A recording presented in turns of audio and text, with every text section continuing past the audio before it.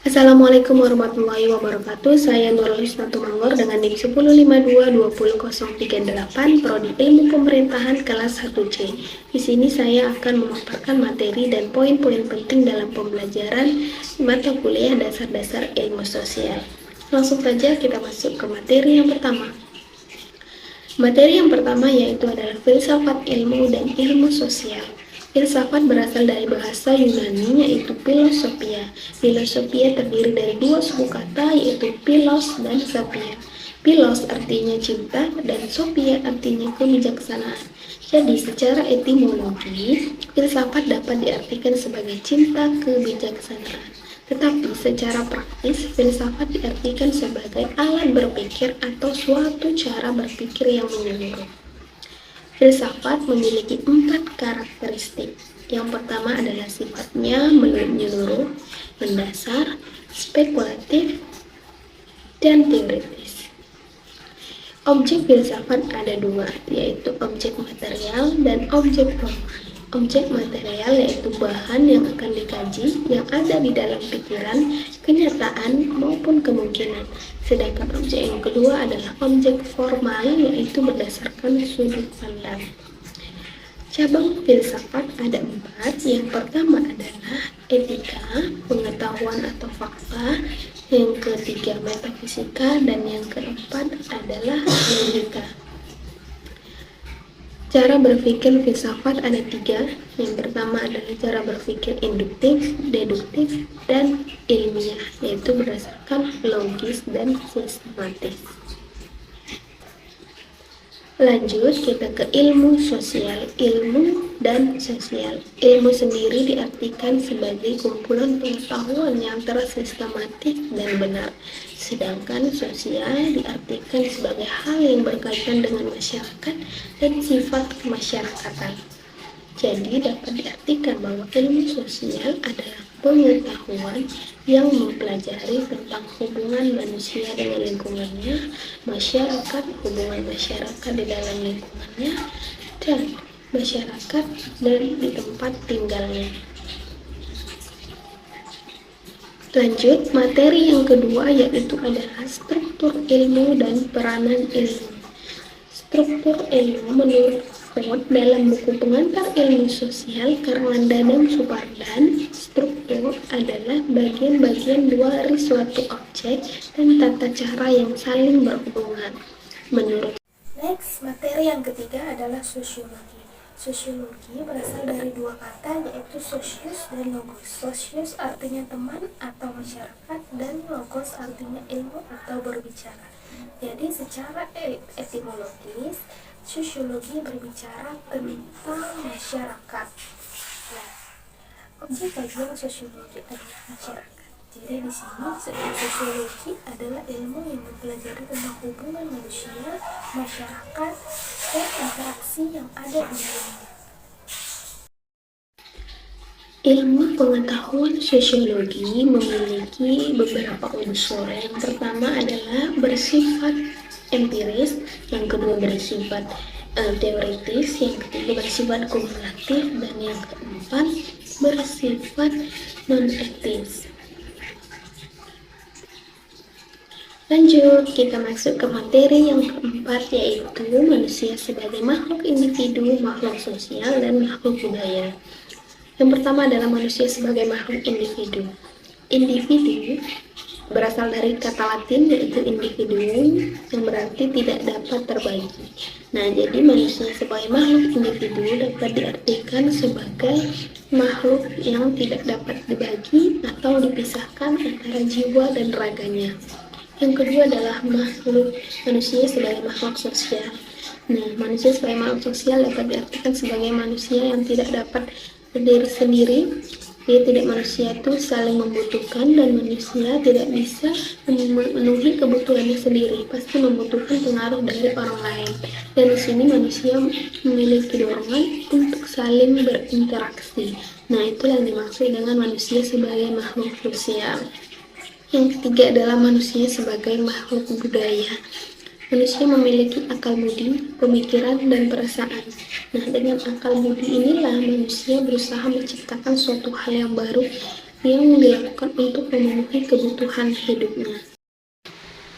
Next, kita masuk ke materi yang kelima, yaitu proses sosial dan interaksi sosial. Proses sosial adalah pengaruh timbal balik atau aksi reaksi antara berbagai aspek kehidupan bersama. Misalnya pengaruh timbal balik antara aspek ekonomi dengan politik, politik dengan ekonomi, sosial dengan budaya, budaya dengan politik, agama dengan politik, dan lain-lain. Nah, interaksi sosial merupakan hubungan sosial yang dinamis, menyangkut hubungan antara individu dengan individu, individu dengan kelompok, maupun kelompok dengan kelompok. Syarat terjadinya suatu interaksi sosial yaitu ada dua. Yang pertama adanya kontak sosial, dan yang kedua adanya komunikasi. Next, lanjut kita masuk ke materi yang keenam, yaitu tentang masyarakat dan kebudayaan. Masyarakat diartikan sebagai kelompok makhluk hidup yang melakukan interaksi dan membentuk satu kesatuan adat istiadat, kebiasaan, norma, dan kebudayaan. Menurut Surjono Sukanto, ada 6 ciri-ciri masyarakat. Yang pertama adalah mengalami perubahan. Masyarakat ini mengalami perubahan. Yang kedua adalah adanya interaksi di dalam masyarakat. Yang ketiga, kemampuan untuk bertahan. Yang keempat, memiliki suatu kebudayaan tertentu. Yang kelima, adanya seorang pemimpin. Dan yang keenam adalah adanya stratifikasi sosial. Oke, lanjut tentang kebudayaan. Kebudayaan adalah kompleks yang mencakup pengetahuan, kepercayaan, kesenian, norma, hukum, adat istiadat, dan kebiasaan yang didapatkan oleh manusia sebagai anggota masyarakat. Menurut Koncoloningrat, unsur-unsur daripada kebudayaan itu ada beberapa. Yang pertama adalah bahasa. Bahasa itu bisa lisan maupun tulisan. Yang kedua adalah religi, yaitu sistem kepercayaan. Yang ketiga adalah sistem pengetahuan. Yang keempat adalah kesenian. Kesenian ini bisa seni rupa, seni gerak, atau seni suara, dan lain-lain. Yang kelima adalah sistem pemasyarakatan. Yang keenam adalah sistem mata pencaharian dan sistem ekonomi seperti pertanian, perikanan, produksi, peternakan. Yang ketujuh ada perlengkapan dan peralatan hidup seperti pakaian, alat-alat produksi, transportasi, dan lain-lain.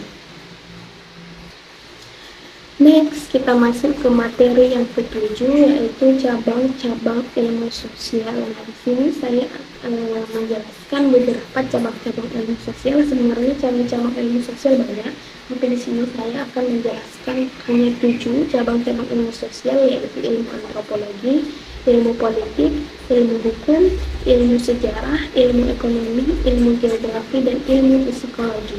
Yang pertama itu adalah ilmu antropologi. Antropologi berasal dari bahasa Yunani, yaitu anthropos dan logos. Anthropos berarti manusia, dan logos artinya adalah ilmu atau berbicara. Nah, jadi ilmu antropologi ini merupakan ilmu yang berbicara tentang manusia, tentang perkembangan manusia dari zaman dulu sampai sekarang, kehidupan manusia dari zaman dulu sampai sekarang, bahkan alat-alat atau artefak peninggalan manusia itu dibahas di ilmu antropologi. Nah, yang kedua di sini saya akan menjelaskan tentang ilmu politik. Nah, ilmu politik merupakan ilmu yang mempelajari tentang negara. Objek ilmu politik itu adalah negara dan tentang kekuasaan. Jadi ilmu politik mempelajari tentang suatu kekuasaan di dalam negara dan hubungan antar negara, baik itu di dalam hubungan dalam negara ataupun di luar negara. Next, cabang ilmu sosial yang ketiga adalah ilmu hukum. Nah, ilmu hukum ini merupakan ilmu pengetahuan yang objeknya adalah hukum. Nah, jadi ilmu hukum ini adalah ilmu yang mempelajari tentang seluk-beluknya hukum, mulai dari sistem hukum, aspek-aspek hukum, kedudukan hukum di dalam masyarakat, perkembangan hukum, dan sumber-sumber hukum itu dibahas di ilmu hukum. Lanjut, cabang ilmu sosial yang keempat yaitu ilmu sejarah. Ilmu sejarah merupakan cabang ilmu sosial yang mempelajari tentang peristiwa masa lampau. Nah, menurut etimologi atau secara etimologi, sejarah berasal dari bahasa Arab yaitu sajarotun yang berarti pohon. Kenapa pohon? Karena pohon itu bercabang. Nah, ilmu sejarah ini juga bercabang. Dia membahas peristiwa yang terjadi di masa lampau, kemudian dikembangkan di masa sekarang, dan kemudian dari itu disimpulkan bagaimana kehidupan di masa depan. Tetapi patokannya itu dari ilmu kejadian yang terjadi di masa lampau. Makanya sejarah itu berasal dari bahasa Arab itu sajarotun yang artinya pohon. Jadi dia bercabang-cabang. Ada masa lampau, masa sekarang, dan masa yang akan datang. Nah, itu yang dibahas di ilmu sejarah, itu peristiwa yang terjadi di masa lampau, masa sekarang, dan masa yang akan datang. Next, cabang ilmu sosial yang berikutnya adalah ilmu ekonomi.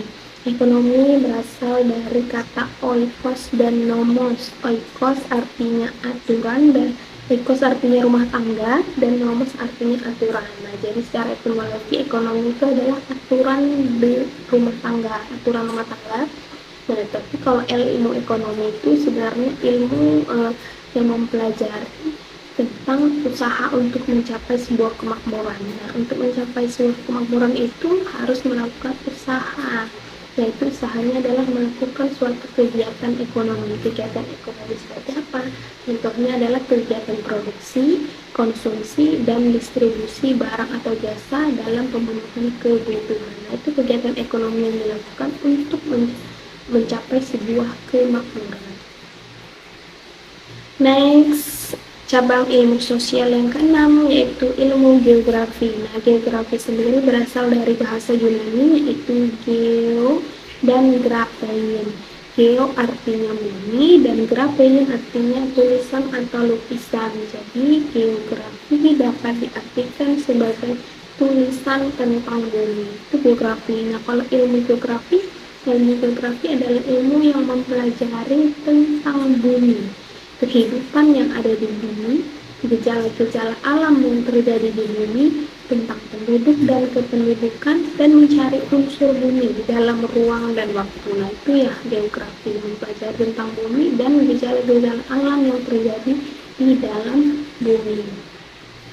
Oke, kita lanjut ke cabang ilmu sosial yang terakhir atau cabang ilmu sosial yang ketujuh yaitu ilmu psikologi. Psikologi merupakan ilmu yang mempelajari tentang jiwa, sedangkan ilmu psikologi merupakan ilmu yang mempelajari tentang tingkah laku, sikap, mental, dan kepribadian manusia, serta hubungan-hubungan antar manusia. Oke, baik, itulah pemaparan saya tentang materi dan poin-poin penting yang saya dapat dalam pembelajaran mata kuliah dasar ilmu sosial. Apabila ada kesalahan dalam penyampaian materi saya mohon maaf. Saya ucapkan terima kasih karena telah menonton, dan wassalamualaikum warahmatullahi wabarakatuh.